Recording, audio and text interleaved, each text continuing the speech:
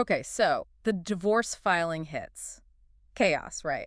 Hollywood, Nashville, everyone's reeling. Yeah, total shockwaves. But the real moment, the first, unmistakable sign it was truly over. It wasn't some statement. No, it was visual, very public. It was Keith Urban getting off his jet. You saw the pictures. Harrisburg International Airport. Just, casual clothes, leather bag. But the hand, the left hand. Exactly. The cameras always zoom in on that hand, and this time, noticeably devoid of jewelry, the wedding band, gone. And that image, out there in the wild, not some controlled statement, that spoke volumes.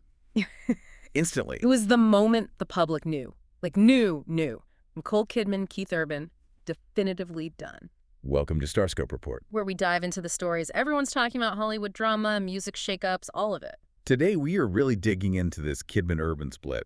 Specifically, how Urban used his very first public appearance after the news broke. Yeah, that concert in Hershey, Pennsylvania. Exactly. How he used that stage almost like, carefully managed theater to try and grab control of the story. Because the story was already running away, wasn't it? Oh, completely.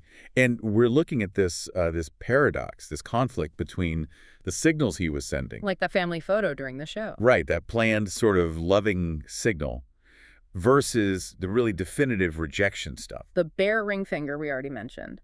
And maybe even louder, a song that was suddenly missing. A very significant, strategically silenced song. And here's the kicker, right? The sources, the legal filings, they show this public shock.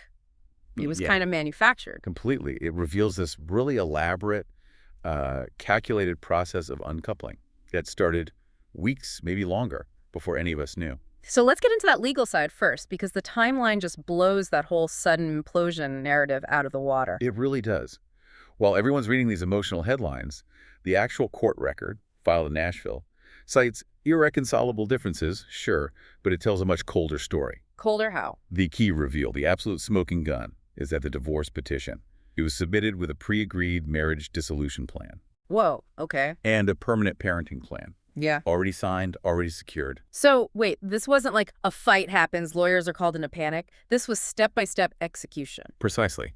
It was the methodical rollout of a strategy decided weeks earlier. Okay, so if they were working on this beforehand, when did they actually sign these things? The dates must be telling. The dates are crucial.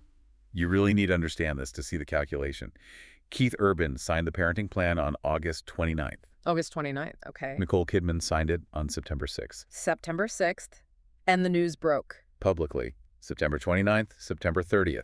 Around then. Wow. So nearly a whole month. The legal side was basically done and dusted a month before the world found out. It completely dismantles that idea of a sudden, messy split, doesn't it? It really does. And you mentioned the parenting plan. That itself sounds like part of the strategy, like a way to control the fallout. Absolutely. Think of it as a mutual strategic shield. The terms are very amicable on paper. Kidman is the primary residential parent, gets 306 days a year with the girls. Sunday Rose, who's 17 now, and Faith Margaret, 14. Right. Versus Urban's 59 days. Mm-hmm. But the really key part for PR, Yeah. the language in the document, Mm-hmm. commits both of them to maintaining a loving, stable, consistent, and nurturing relationship with the kids. Standard enough, maybe? Yes.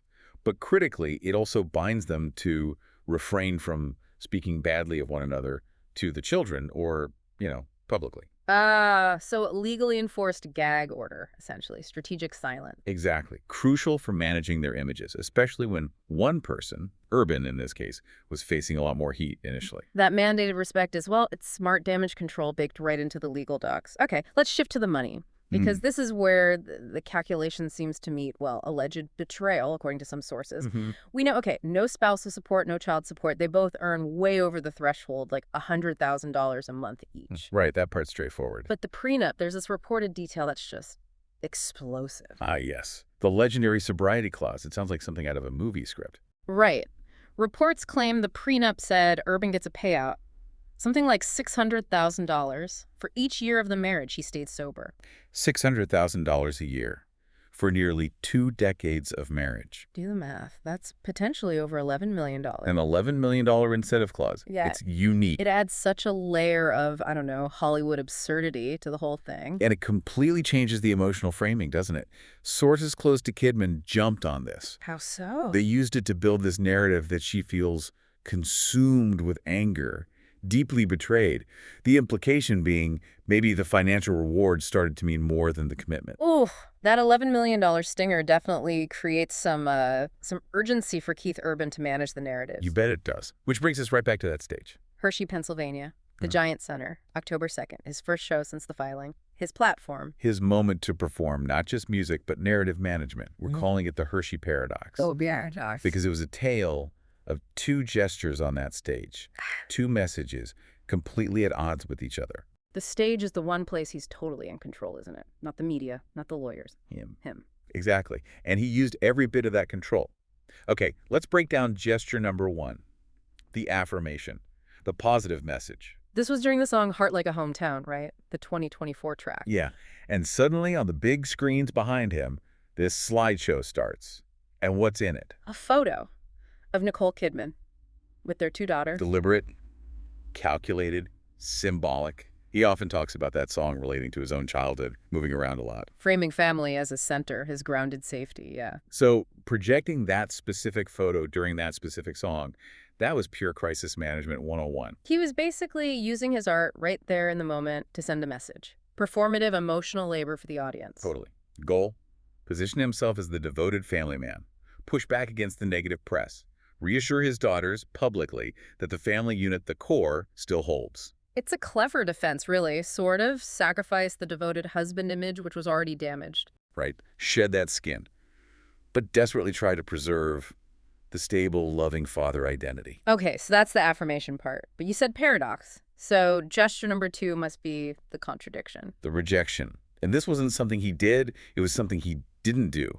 A silence that was incredibly loud. A missing song. A gaping hole in the set list where the fighter should have been. Wow. His big 2016 duet with Carrie Underwood, that song was huge for them, wasn't it? Like their anthem. It was the musical monument to their marriage. He himself called it a personal vow to Nicole, born from his promise to protect her, taking it out. That's a public retraction of the vow, symbolically at least. Absolutely.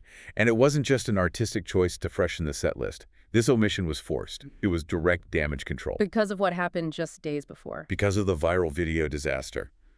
September 26th, right before the divorce news really exploded. He was performing the fighter. And someone caught him on video, changing a key lyric. Instead of the line about protecting her. He's saying, oh yeah, when they're trying to get to you, Maggie, I'll be your guitar player. Maggie. His 25-year-old utility player, Maggie Bow, who then, incredibly, posted the clip with the caption, did he just say that? And the wide eyes emoji. Yeah, that single moment, that self-inflicted wound, it instantly gave fuel to every rumor, every whisper. Turned a song about devotion into Exhibit A for the other woman narrative. Created the Kidman is victim story overnight. So cutting the fighter in Hershey, that wasn't creative freedom. That was pure crisis management. A strategic retreat. He couldn't sing the vow without pouring gasoline on the fire he'd already started. Exactly. Acknowledge the damage, try to contain it by silencing the trigger. So the whole Hershey performance, it's this complex balancing act. Trying to keep the family man image alive with the photo, while simultaneously ditching the devoted husband image by dropping the song associated with betrayal. A surgical separation of his public identities. Did it work, though? How did this play out in the PR war that followed? Well, it became this battle fought through anonymous sources, mainly in the tabloids. Team Kidman went hard on the betrayal narrative. What were they saying? Sources close to her were pushing that she didn't want this. She was fighting to save the marriage, felt shocked, hurt, betrayed. Classic victim framing. And her public appearance supported that. Perfectly. That quiet hike with her sister, Antonia, projecting dignity, resilience, quiet strength. Very effective. Okay, high stakes. Clear blame assigned. Team Urban had to counter that somehow. They went with the inevitable drift narrative. Sources from his camp started saying things like, the split really hasn't been a secret. Their lives were just moving in different directions. Trying to make it sound mutual, almost sad but unavoidable. Exactly. And crucially, they framed his recent questionable choices, like the Maggie Bow lyric change, not as the cause, but as symptoms of the marriage already being strained. Asking for empathy. Positioning his actions not as malicious, but as, like, a consequence of them drifting apart. Right. It's an attempt to diffuse blame. Make it seem less like a betrayal and more like a sad, slow unraveling. So the Hershey show, the family photo, was meant to support that narrative.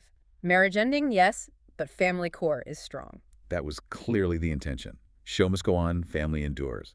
But here's the problem. Yeah. The Maggie Bow video, that prior action had already, well, fatally poisoned the well. The damage was done. The damage was done, and it had gone viral globally.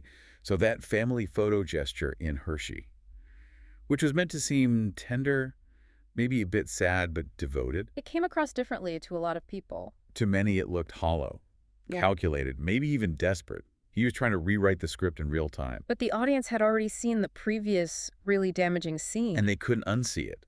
The whole brand identity he'd built, the guy saved by his wife, loved, the stable family man, that foundation was just too cracked. A slideshow couldn't fix it. Not after that video.